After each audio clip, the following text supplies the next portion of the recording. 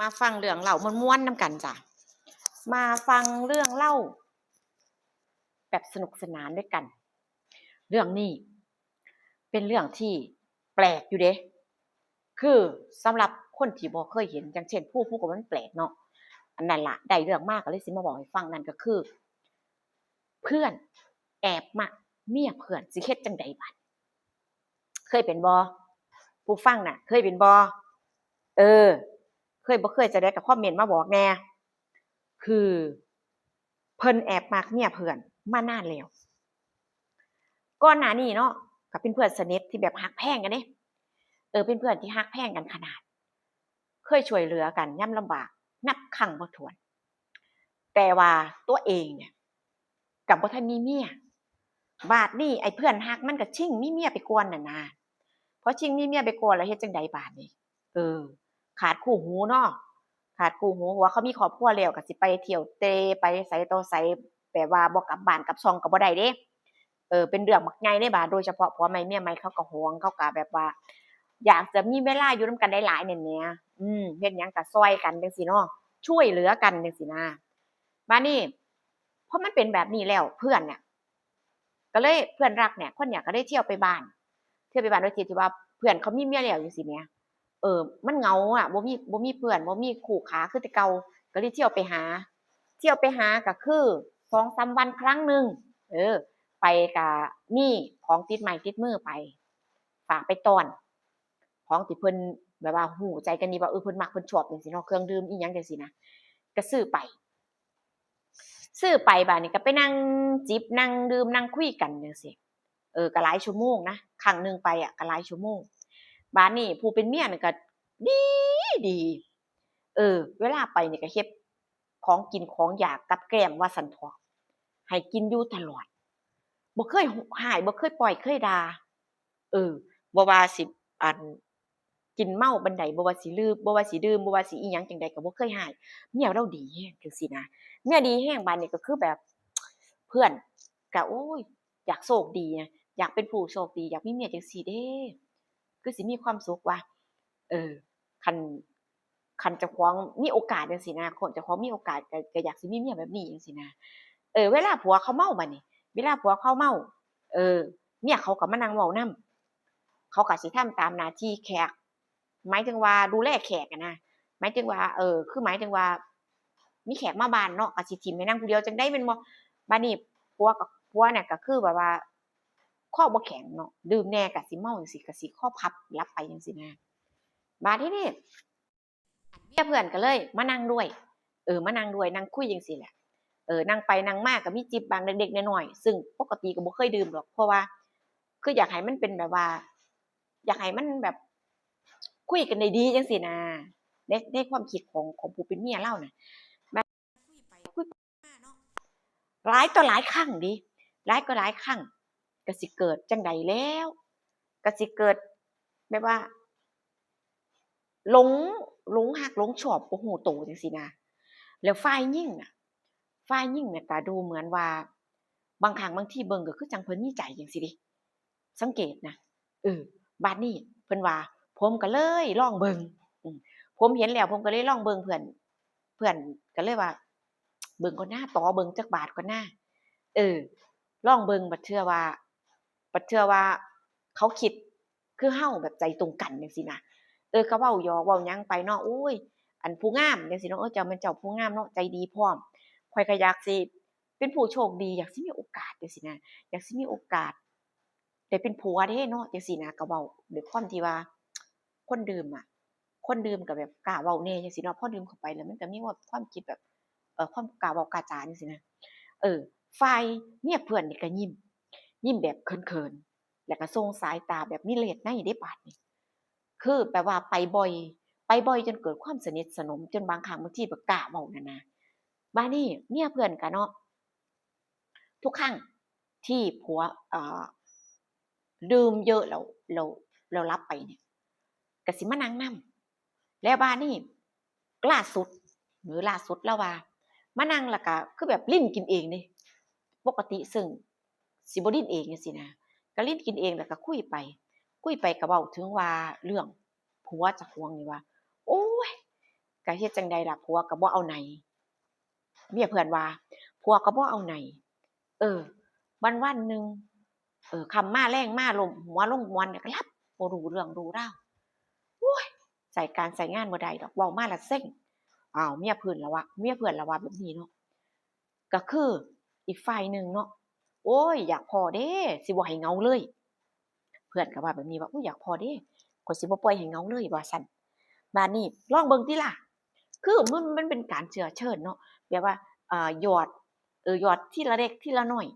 หยอดคำเว้าคำจาหยอดคำหวานแม่นบ่บัดนี้อีกฝ่ายหนึ่งก็เว้าแบบมาแบบจนตั้งตัวบ่ทันเดะว่าลองเบิ่งติล่ะ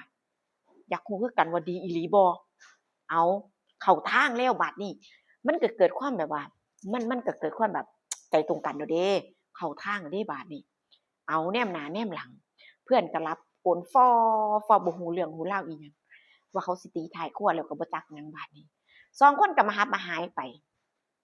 ผัวก็หลับอยู่หน้าบ้านเพื่อนกับเมียก็หายไปเป็นโอ้ชั่วโมง2ชั่วโมงก็บ่รู้สึกตัวแล้วเพราะว่าคนแบบว่ามันครอบคลับแล้วเนาะบ่รู้เรื่องรู้ราวจั่งซี้หายไป2ชั่วโมงอืมเลาว่าหายไปกับเมียเพิ่น2ชั่วโมงอุ๊ยบ่ผิดหวังเพิ่นว่าบ่ผิดหวังอุ๊ยแรงติดอกติดใจแรงมักแรงบาด ก่อนหน้านี้ก็ว่ามักสิเป็นแม่บ้านแม่เรือนแล้วก็เป็นแบบว่าเพิ่นรักผัวเพิ่นดูแลผัวดีคือจังใดก็บ่ฮู้แบบมักอะนะมักเมียเขานั่นเว้าง่ายๆเลาก็เว้าให้ฟังแบบนี้เนาะว่าอุ๊ยข้อยมักเมียเขาคักแรงว่าซั่นบัดนี้พอได้เทื่อหนึ่งแล้วบัดนี้พอได้เทื่อหนึ่งก็เที่ยวมาดู๋ๆแรกๆนี่ก็ว่า3-4มื้อมาเทื่อหนึ่งอาทิตย์หนึ่งมาเทื่อหนึ่งจังซี้นะบัดนี้อาทิตย์ละ2เที่ยเราว่าอยู่บ่ได้คิดฮอดเมียเขาหลายแต่กี้ก็แอบมักซื่อๆแม่นบ่ ก็ไปพอได้เห็นแม่นบ่แต่บัดนี้พอได้ลองแล้วมันติดใจเดะติดใจแล้วบัดนี้เที่ยวอยู่บ่ได้มีแต่อยากไปเออใจจริงนี่อยากสิหอบผ้าไปนอนเรือนเขาพู้นล่ะไปแต่ว่ามันก็เป็นไปบ่ได้เนาะก็ไปอาทิตย์ละ2เทื่อข้อยก็หัวใสแล้วไปปุ๊บก็หอบไปแล้วมีหยังที่ว่าผัวเขามักแม่นบ่ทางนี้ก็กุบกับๆไปกับนอนแอแลบ่รู้เรื่องรู้ราวอิหยังว่าเขาสิเฮ็ดหยังว่าเขาสิไปจั่งใดว่าอิหยังจั่งใดเรื่องราวมันบ่รู้เรื่อง เป็นอยู่แบบนี้เราว่าเชื่อบ่เป็นอยู่แบบนี้เป็นปีเอาเป็นปีพอแบบว่าพอได้กินแบบเพราะว่าพอได้อิ่มหนำสำราญแล้วแม่นบ่มันก็เริ่มถอยห่างเนาะจากไปทีๆก็เริ่มห่างมาอาทิตย์ละเทื่อจังซี้นะก็เริ่มผ่อนเริ่มบางลงจังว่าเลาว่าอยู่สองอยู่ปีหนึ่งอยู่ปีหนึ่งบาดนี้คือด้วยความอายใส่แหมบาดนี้บางครั้งบางเทื่อนี่เพื่อนก็เว้าแบบแย้มๆคำเว้าคือจั่งเขาฮู้ คือจักกับฮู้ว่าที่มาต้นปลายสาเหตุนะว่าเป็นหยังคือมาดุแท้ว่าเป็นหยังอิหยังจังซี้บางครั้งเพิ่นก็มีเว้าเดะแต่ว่ามันก็บ่เผยเสียทีเดียวว่าเขารู้แล้วจังซี้นะบัดนี้เพื่อนก็เกรงใจแหน่รู้สึกละอายใจแล้วว่าข้อยก็รู้สึกละอายใจคือแบบว่ารักแพงกันคักเดะก็อีกอย่างหนึ่งก็คือแบบว่ามันพ้อมันรู้สึกอิ่มรู้สึกแบบว่ามันอยู่โตแล้วจังซี้นะความต้องการมันแบบว่ามันอิ่มโตแล้วก็เลยแบบมันก็เบาลงได้แม่นบ่ล่ะ แล้วบัดนี้ก็เลยอยากห่างเลยบัดนี้อยากห่างอยากห่างอยากถอยห่างอยากแบบว่าอยากเศร้าเพราะว่าละอายใจแล้วว่าผมละอายใจที่เห็นที่ไปจังซี้แต่ว่าผัวเขาเนี่ยก็จำบ่ได้จักเทื่อดอกเป็นปียังบ่รู้เรื่องอยู่จังซี้นะเพราะว่าหยังบ่เวลาไปจังซี้เครื่องดื่มเพียบสิกินเท่าใดบอกมาสิกินหยังบอกเลยของเครื่องดื่มไปแล้วก็อาหารการกินซื้อไป ฝ่ายนั้นก็คือแบบว่าต้อนรับแล้วก็เฮ็ดกับข้าวกับน้ำสู่กินจังซี้นะเท่านั้นบ่ได้ออกจักบาทจังซี้แหมเอาก็นำเอาบัดใดก็นอนมิดอิ่มซิมทางนี้ก็ม่วนต้อยอย่างเดียวซั้นนะพอผ่านไปเนาะเวลามันผ่านไปเนิ่นนานคือคนก็คือว่าว่านั่นล่ะมันอิ่มเอมแล้วก็คือเกิดความรู้สึกแบบว่าสงสารกันจังซี้นะจักมาสงสารเนาะสงสารแล้วก็เลยแบบตีตัวออกห่าง ปัญหามันอยู่ตรงนี้พอตีตัวออกห่างแล้วเมียเขาบ่ยอมบัดอ้าวนางบ่ยอมนางก็บอกว่าบ่ได้ที่เคยเป็นมาที่ว่าห่างไปนี่ก็เดิมก็บ่พอใจอยู่แล้วคือแบบว่าสิหายไปเลยสิหยุดสิเลิกยุติความสัมพันธ์นี่เป็นไปบ่ได้มันจะเป็นเรื่องใหม่ก็คือหมายถึงว่าเอ่อสิบ่ยอมให้มันเงียบจังซี้แหมบัดนี้ตกลงกันบ่ได้ตกลงกันบ่ได้บัดนี้เนาะทางเพื่อนนี่ก็คือบางครั้งนี่ผัวเขาก็เว้าคือแบบคือจั่งว่าเขารู้ความในแล้วจังซี้แหม บัดแล้วก็บ่อยากกล้าไปแน่เนาะก็ย้านว่าคนเฮาดีๆนี่คนบ่หายบ่ด่านี่มันมันอาจจะคิดหรือว่าเฮ็ดอีหยังที่เฮาบ่คาดคิดก็ได้เด้เราก็ย้านแหน่จังซี่นะเราก็เลยแบบเอาวะจังใดก็ต้องหยุดแล้วก็ต้องหยุดแล้ว1ความสัมพันธ์ก็ยังให้มันคงอยู่บ้างบ่ให้มันแบบว่าเฉือดเฉือนกันเกินไปน่ะนะในความคิดความรู้สึกเราก็เลยแบบหายแล้วว่าผมก็เลยเงียบหายแบบหายร่องรอยไปเลยแบบเงียบบ่ให้ฮู้ว่าหายไปไสไปเฮ็ดงานอยู่ไสอิหยังจังใดตัดขาดกันแบบถาวรเราว่าเพราะว่าขอจบดีๆแล้วฝ่ายหญิงบ่ยอมฝ่ายหญิงว่าบ่ได้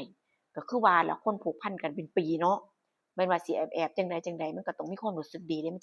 จังกล้าเฮ็ดแม่นบ่คนเฮาน่ะแล้วบัดนี้ฝ่ายหญิงบ่ยอมแล้วบ่ยอมเราก็เลยตัดปัญหาด้วยการที่เจ้าของเนี่ยหายสาบสูญไปอยู่หม้องอื่นไปอยู่หม้องอื่นคิดว่าจักปี2ปีจังสิเที่ยวมาจังสิมาเห็นกันเทื่อจังซี้นะหายไปก็เราก็แบบว่าเราก็ได้ยินจากคนที่รู้จักกันจังซี้เนาะเขาเว้าให้ฟังแบบว่ามันผ่านหูนะว่าเออช่วงหลังๆคือพ่อฝ่ายนี้หายไปนี่คือว่าเมียเราน่ะก็เงียบซึมเศร้าแบบว่าคิดฮอดนั่นนะด้วยความที่ว่าคิดฮอดจังซี้เนาะแต่ทางนี้ก็ฮักทางนี้ก็ฮักว่าซั่นเถาะคือฮักทั้งสองทางจังซี้นะสิทิ่มไผใดก็บ่ได้จังซี้เนาะจนเป็นปีจนลืมได้เราก็คิดว่าอีกรอให้ฝ่ายหญิงน่ะลืมได้จนแบบว่าเพิ่นสดใสแบบเพิ่นเข้มแข็งแล้วจังซี้จังมาเจอจังซี้นะมากมันก็บ่คือเก่าเลยเนาะเพราะว่า